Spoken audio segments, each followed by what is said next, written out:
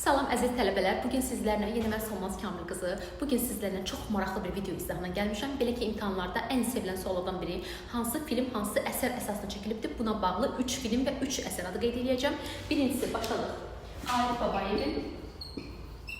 Arif Babayev, arxadan vurulan zərbə. Arxadan vurulan zərbə. Mən qısaqsı yazıram, arxadan vurulan zərbə. Elçinin ox kimi bıçaq. Ox kimi bıçaq əsər əsasında çəkilibdir. Deməli, Arif Babayevin arxadan vurulan zərbə, Elçinin ox kimi bıçaq əsər əsasında çəkilibdir. İkincisi, Rasim Ocaqovun Tütək səsi filmi. Bu isə İsa Muğannanın Saz və Tütək səsi əsər əsasında çəkilibdir. Üçüncüsü isə deməli, Həsən Seyidbəylinin